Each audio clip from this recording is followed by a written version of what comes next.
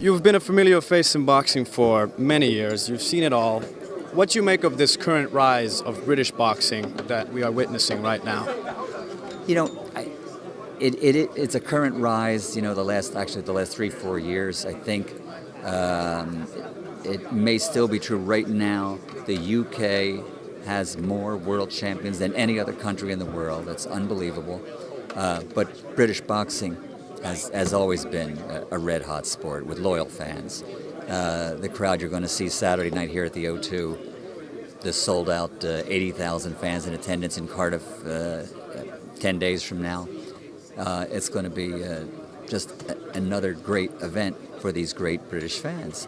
And that's what seems to drive it. I mean, you know, social media, communications all around give rise to people being able to see more fights. Young people see it. Here in the UK, they see what the fans are like, what the attendance is like, what the excitement and the energy is like. And it just gives these guys the incentive to go to the gyms in Manchester and Liverpool and London. And we've just seen a lot of great fighters especially over the last 5 years. What do you think are the biggest differences when comparing to, let's say, the mid-90s to this current era of boxing? Mid-90s were good.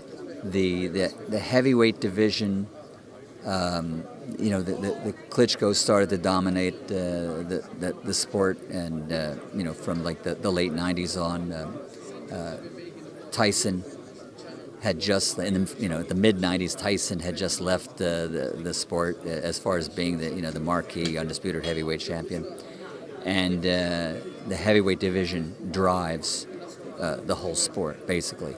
It gets the interest going. Like we have this fight with Dillian White and Lucas Brown, a great fight, but a great undercard to support it, and that really makes a big difference. Some of the undercard is going to be streamed live on Facebook. Well, in the 90s, we didn't have that. So there's a whole social media thing. There's cable networks that will show, like have a pay-per-view fight. They'll show 3-4 fights. But then you can see those other 3-4 fights that you couldn't before on a cable network or on streaming.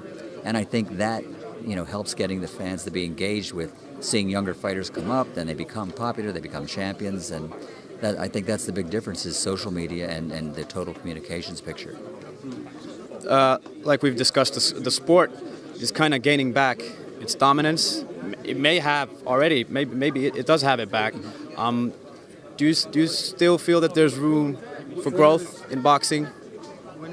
Oh yeah, because we're seeing more and more popular and charismatic fighters. I think that's what it is, and that starts probably with Anthony Joshua.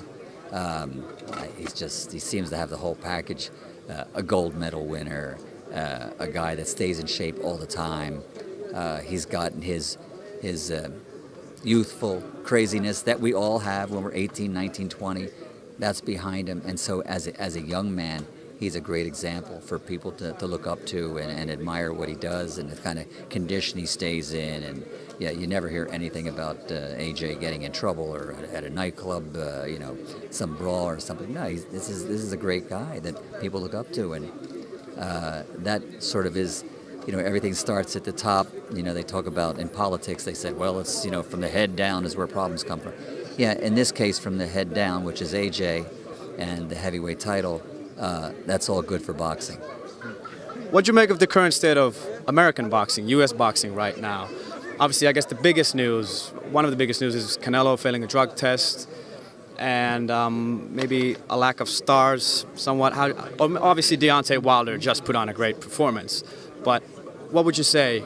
How would you describe U.S. boxing at the moment? I think it's doing well. I think it needs a little shot in the arm. I think you're right. They need a few more stars. We have Canelo and Triple G fighting each other.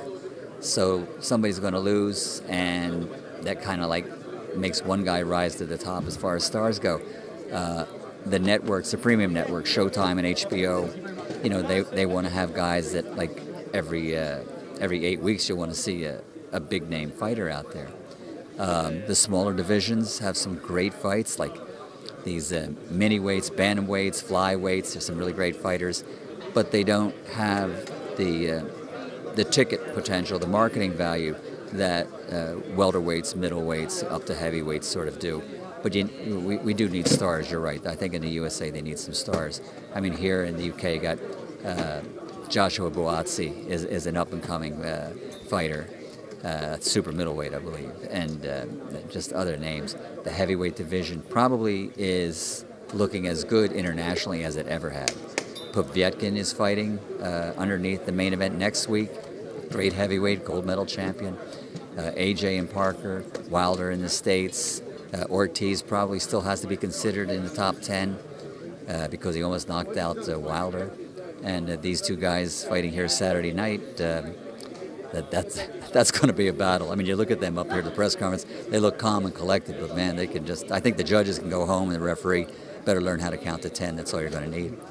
Finally, I have to ask this. What's your prediction for Joshua versus Parker? Well, you know I can't make a prediction. I mean, that's not right. But I can predict we'll have a winner, we'll have a loser. I don't think it's going to end in a draw. How's that? Michael Buffer, thank you very much. Thank you. Thanks.